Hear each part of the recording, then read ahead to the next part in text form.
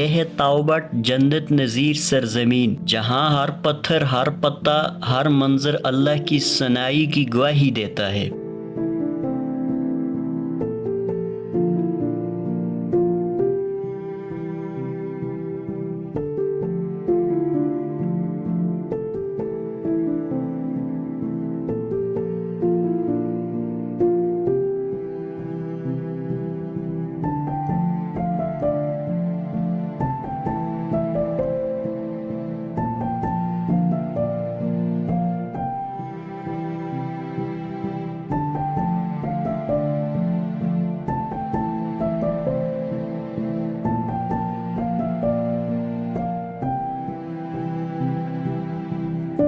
मुजफ्फराबाद से ताओबट का फासला 190 किलोमीटर जबकि केल से 41 किलोमीटर है।